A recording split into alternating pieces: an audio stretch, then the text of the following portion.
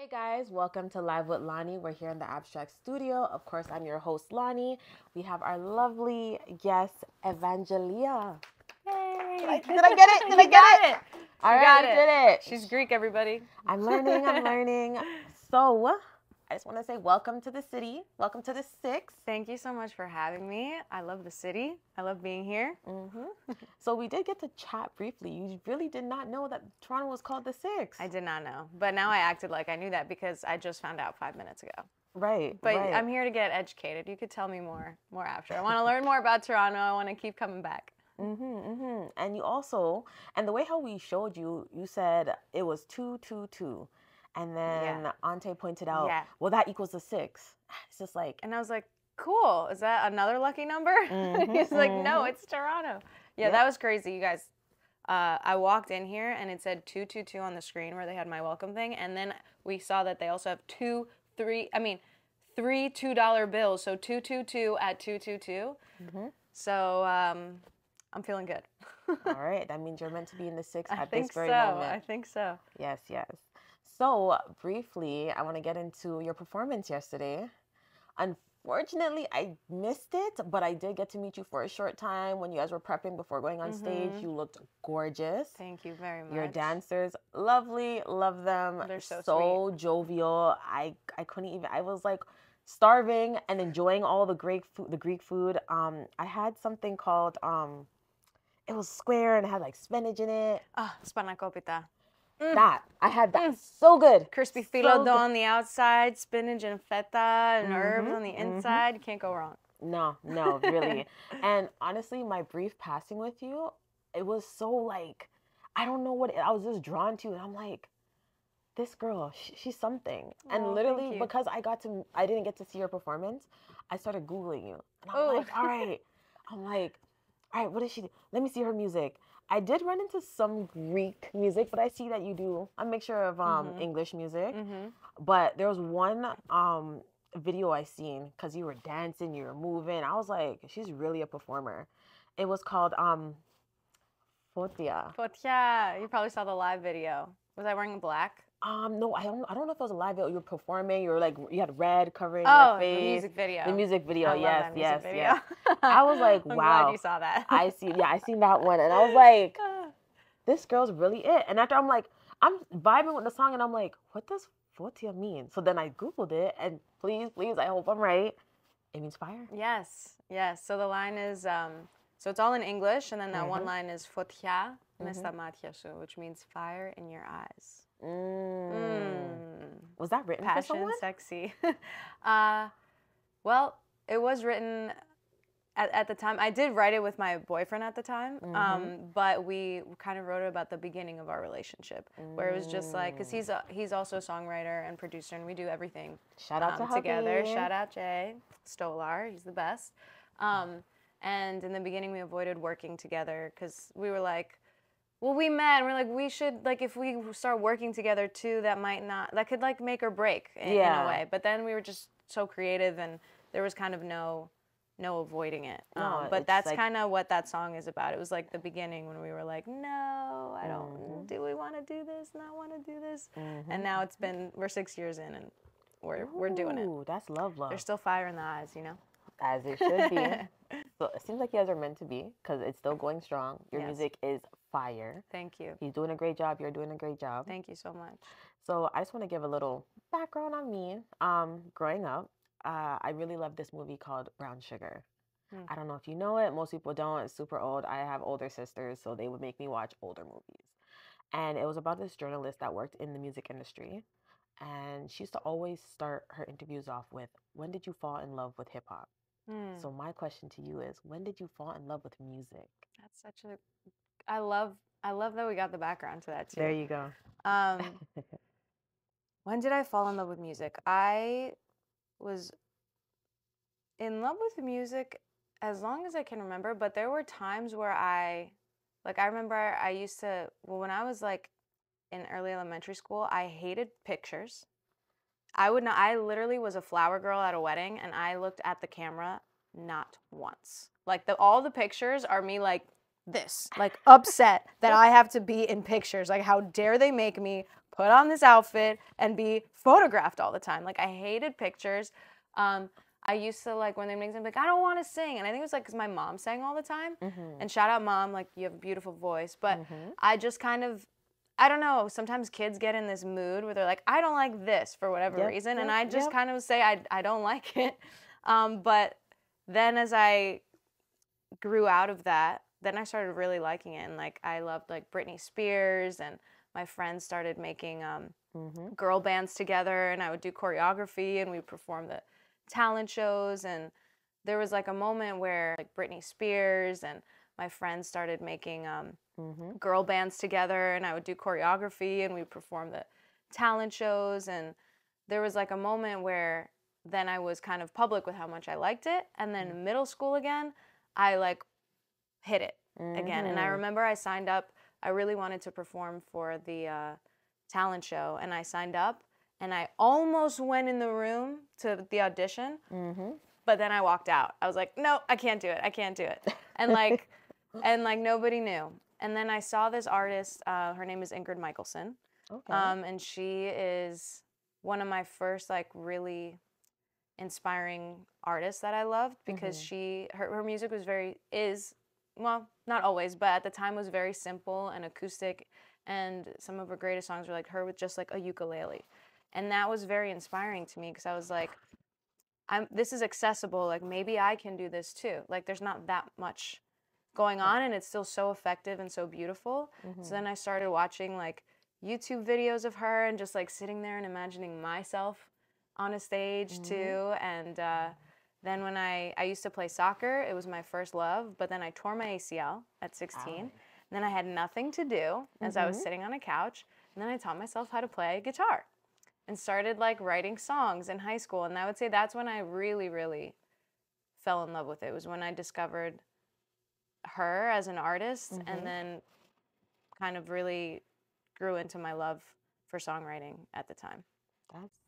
That's really deep. Like, you actually have a whole background. So you actually felt the moment when you fell in love. Like, you're just like, I'm locked in. Yeah, I was like, I love this. I love this. I love this. Yeah, it really was, like, in high school when something clicked. A friend of mine, she heard me. We were at this party, and again, I was still, like, in the closet as a songwriter and stuff. I wasn't, like, you know, sharing it. And she heard me singing around a bonfire. She was like, girl, we should start a band. And I was like, I would love nothing more. Let's do it. And so we started writing songs, and again, it was more acoustic. And we auditioned for Battle of the Bands, and I got so nervous. Again? And I got so nervous, and I sang completely out of key for our audition. And I botched it, and I was so upset. I got in the hallway, and I just started crying, and I was like, I've ruined it all for all of us. I was so upset. And then, but then we were like, you know what? We didn't write all these songs and work this hard for nothing. And so we hosted our own concert at our house and invited all of our friends. Okay. And then I performed, and I started kind of getting more comfortable. And then the one time that, this is getting to be a longer conversation, but it's just, like, all coming back to me, and it's kind of fun. The one time that it really, really clicked for me was after that happened. I had that moment, and I was so upset, and I was like, I gotta redeem myself. We did that party, and I performed, and I felt really good, and my friends were all really supportive. Then I was walking out of school, and I saw a poster that said, can you sing in another language or do anything cultural? Try out for the cultural diversity show. And I was like, well, I actually just learned how to sing this song in Greek. I learned this, like, Greek song, and I was like, I actually do know this one song, and I felt really comfortable with it because I loved it and I've been playing it. And I was like, I'm gonna audition. And I went in and I auditioned, and I got in, and I sang in Greek in front of the entire student body, like 600 people who didn't really know that I sing. And it just felt so good and so right. And I felt like from that moment, I lost that crazy nervousness of performing. And it was so interesting to me that it was me singing in Greek that gave me that moment, because then full circle, when I decided to really, like, pursue music very much professionally, we started incorporating Greek, and I like came back to those roots because I kind of was ignoring it for a while. But it was like, wow, actually when I sang in Greek was the first time that I felt so Comfortable. like grounded in a performance. And honestly, I love that you said that, because I was honestly really gonna get into that, because I seen, like I said, when I did a background on you, Yeah. I seen the Greek and the English, and I really love that because it now creates this larger demographic, because it's not just English music. You're Right. reaching people, like, I can only imagine, like, people who are in, like, you can literally tour in Greece. Yeah. Which is That's so fun. amazing. Like, you probably have a crazy fan base and you don't even know, like, Yeah. fully know. Yeah. Honestly, I know that you're on tour and you have a few more stops. Mm-hmm.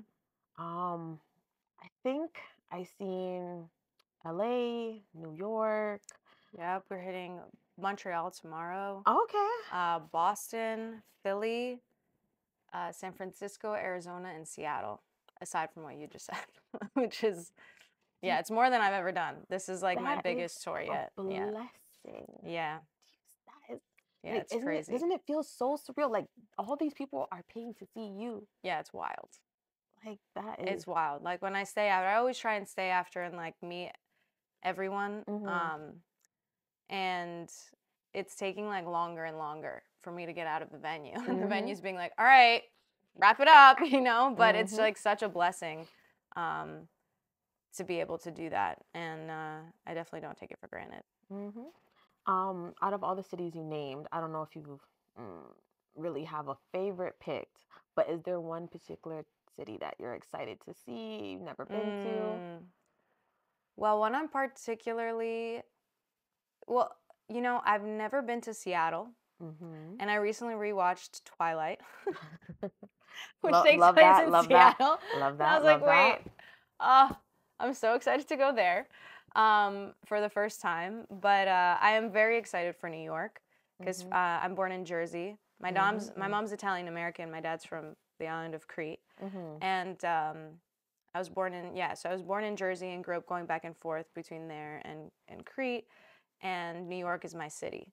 So it's going to be like the homecoming show, and a lot of friends and family are going to be there, and a lot of the fans are there too. So, and it's New York.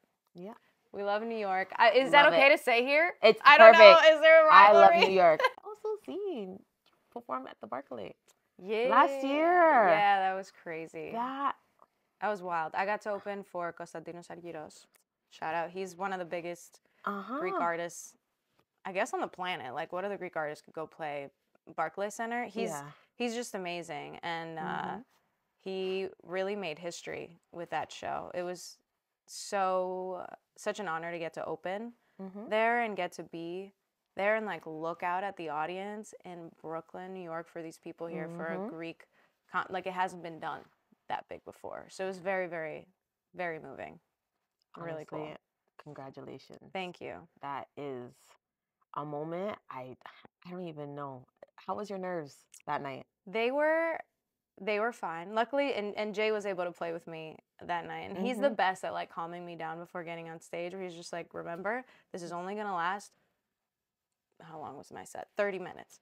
He was like, 30 minutes. Like, what do you want to remember from this? Like, get out there and like have fun and show those people a good time. And it was really special because it was in New York. So again, this is like my area and where I'm from. And so a lot of Greek Americans that I know from that area were in that audience. So as I was looking out, I was like, oh my God, there's like Thea over there. Yeah, like, hey guys. Like it was like so wholesome and so cute because a lot of those people, you know, they've been seeing me from the start.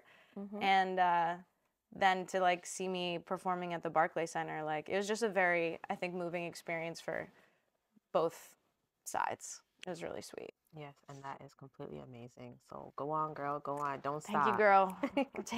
We're working. We're working hard. So I do want to take a second to shout out the sponsors. Shout out to Zets for providing, you say it. Frappe. And the lovely food. And it's delicious, by the way. Honestly, no more caffeine for me. I tried it, so delicious, but I cannot handle my caffeine. But shout out to the food from Zets, the drinks. Somebody else will drink it. I'll drink it because I'm Greek. One coffee is not enough. Maybe wrong, but I've seen that you're signed to Epic Records. Yes. Tell me about that. Yeah, that's crazy. First of all, I still can't believe that.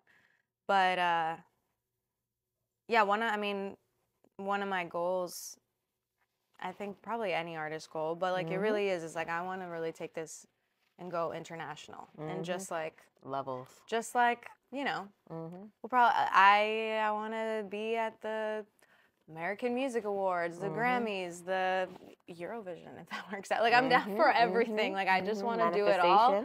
I want to do it all, and the dreams are very, very big. And yeah, getting to, you know, be a part of a roster on a U.S. label as Epic Records, and it's headed by Sylvia Rohn, who's incredible person in the industry, and just being a woman and a badass for that long in like head. Shout out Sylvia Rohn. Thank you for believing in me. It just it's definitely really surreal. And that's dope. Congratulations Thank to you. Thank you. So I want to end this off where we have a little bit of fun. Okay. So yes, we know that you are Greek. I am not Greek, but today I'm ready to be a little bit Greek. Anybody who meets a Greek becomes a little bit Greek. Yes. So are you ready to teach me a Greek dance move that I can take to the dance floor on my trip? Yes. Today. Yes. So this one you can kind of incorporate. I'm not going to go the folk route. I'm going to go the Greek belly dancing route. Okay, let's go. So you want to move your wrists. Like, oh my God, my go. Hey! Okay. And you can do a little twist.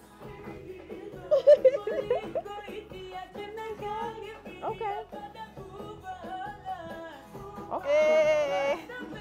I'm so stiff. All right, what's the next one? One more.